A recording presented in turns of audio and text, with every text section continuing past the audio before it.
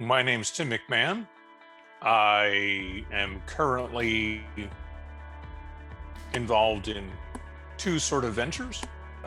Cutlass Exploration LLC, which is my company, where I participate in oil and gas exploration on the Gulf Coast and mid-continent. I also do geologic consulting and teach a training course through the Petroskills group.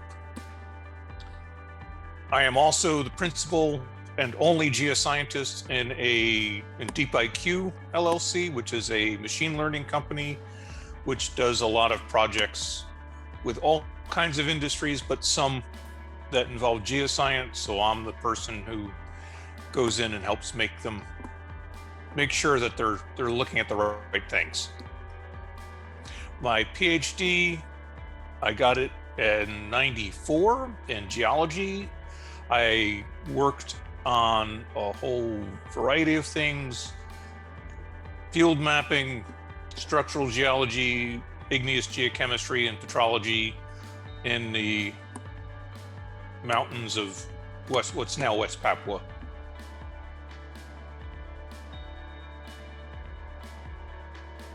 One of the things, though, was around picking a project, because I was really sort of set towards a specific kind of research project, and then something came up and the person I was going to work with said, you need to just go for that. That kind of thing doesn't come along that often.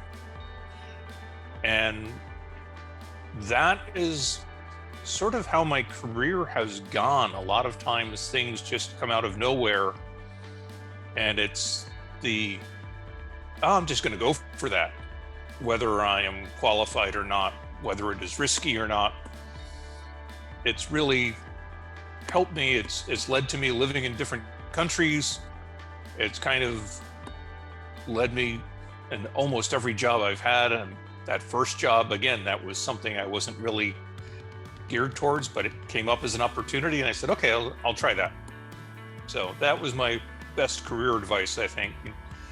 If you be willing to take risks and get off the path that you're traveling on.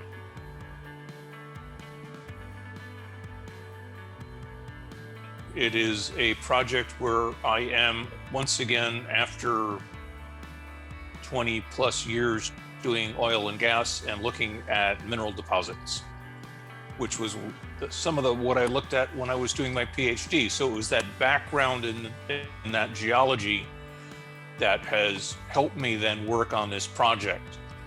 But I've been able to branch and experiment with some things I hadn't really been involved with in the past, in terms of using satellite imagery and different bands in satellite imagery to highlight different rock types in an area that is difficult to access.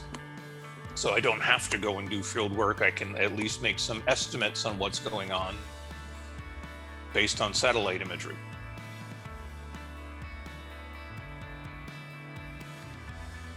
I guess one of the things I did learn, and this was one of the easier things to shorten up a vita to a resume, was to drop the papers off.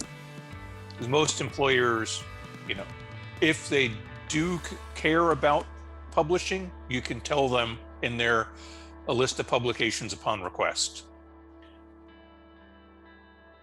You don't necessarily need to go into the details of what you did, which is something that's often tempting, but focus on the skills that you have, particularly skills you think may be transferable. Focus on the creative aspects. One of the things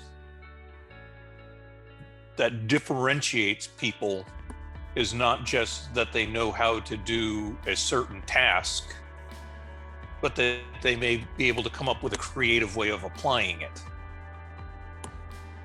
I will say to emphasize the things that may be cross-disciplinary, if you have something like that, that show that you have a broader focus and are not narrowly focused on your particular little subspecialty.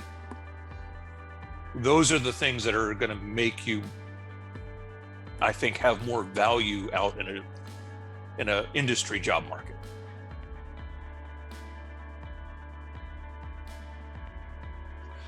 I would highly recommend looking for opportunities to do internships. I actually did not do those.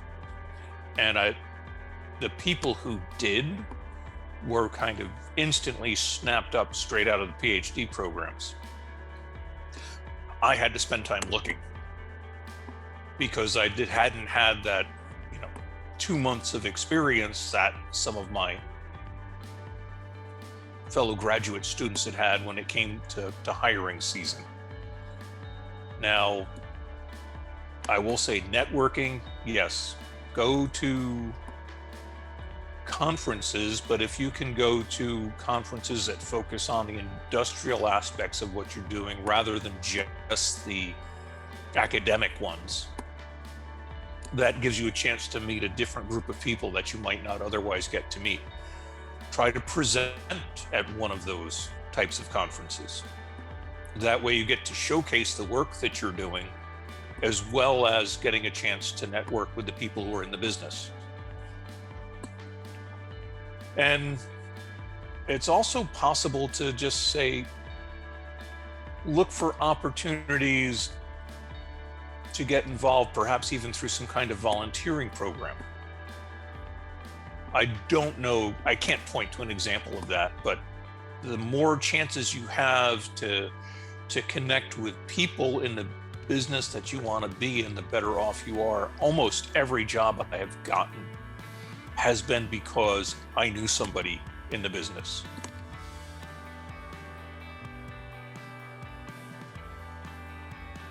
The ability to speak well.